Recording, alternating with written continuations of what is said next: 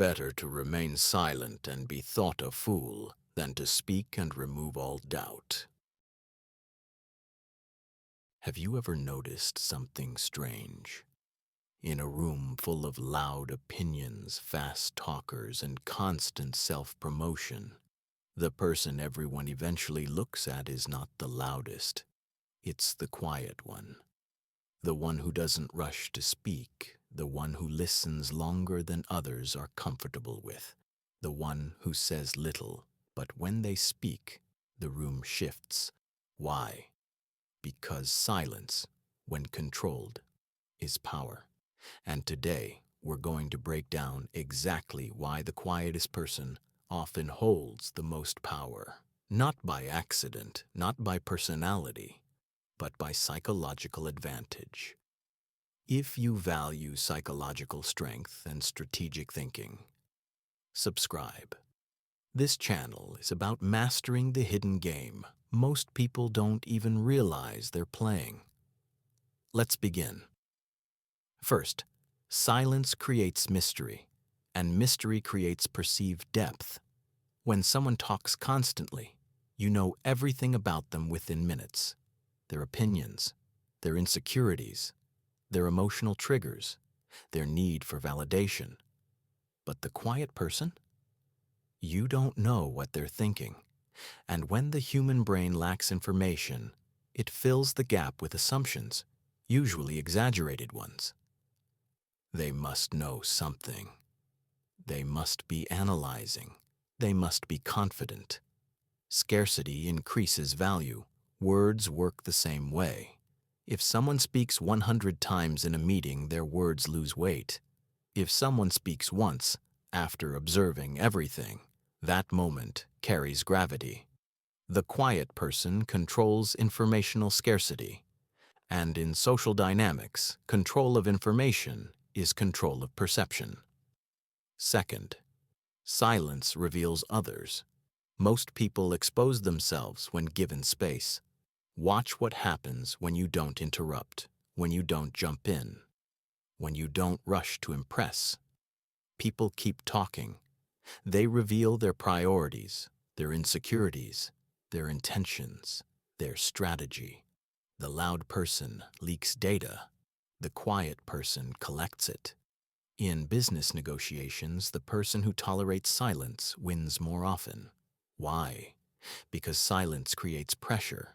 The other side feels the urge to fill it, and in doing so, they often concede. In arguments, the person who reacts emotionally loses leverage. The one who pauses, listens, and responds minimally controls the emotional temperature. Silence is not passivity, it's observation, and observation is strategic advantage. Third, quiet signals emotional control. Emotional volatility equals predictability. If someone knows they can provoke you, they can control you. Raise their voice, you react. Disagree, you defend. Criticize, you over-explain. But the quiet person, they don't give you emotional access that easily. They don't rush to defend themselves. They don't react instantly. They don't need to prove their intelligence in every conversation. That restraint signals something powerful, self-regulation. And self-regulation is dominance. Because the most dangerous person in any room is not the most aggressive. It's the most composed. Fourth, silence forces others to lean in. There's a psychological phenomenon called effort justification. People value what requires effort. When someone speaks softly and rarely, you lean closer. You pay more attention. You subconsciously assign higher value. Contrast that with someone who demands attention loudly. The brain resists. Quiet authority doesn't chase attention. It attracts it. Look at leaders who command respect without theatrics. Their movements are slower. Their tone is measured. Their reactions are minimal. They don't need volume. Their presence does the work. Fifth, quiet people are harder to manipulate. Manipulation requires emotional hooks. Guilt, shame. Urgency, validation. The more you talk, the more you reveal which hook works on you. Over-explaining reveals fear of rejection. Defensiveness reveals insecurity. Anger reveals vulnerability. The quiet person reveals less. And when manipulators lack data, they lose leverage. If someone tries to pressure you and you respond with, "I'll think about it," noted, "We'll see," you shift control back to yourself. Silence disrupts manipulation patterns. Sixth, quiet builds psychological weight. Imagine two scenarios. In the first, someone talks constantly about their goals, their plans, their discipline. In the second, someone rarely speaks about their plans, but their actions consistently show results. Who feels more powerful? The second. Because power without noise creates intimidation. The quiet student who gets the highest score, the quiet employee who gets promoted, the quiet competitor who wins without trash talk.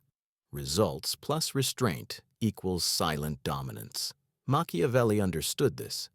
It is safer to be respected than merely liked, and respect often grows in silence, not performance. Seventh, silence protects your strategy. When you announce every intention, you invite resistance. When you declare every goal publicly, you dilute psychological momentum. Research even shows that announcing goals can reduce motivation because social acknowledgement mimics completion. The quiet person moves in silence. They don't broadcast every move.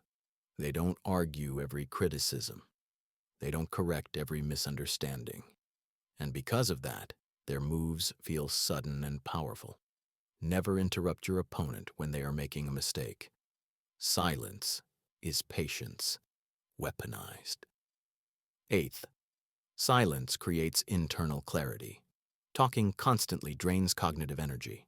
Reacting constantly fragments focus. When you speak less, you think more.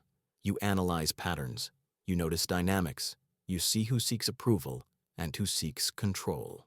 The quiet person often understands the room better than the loudest one, because while others are performing, they are processing.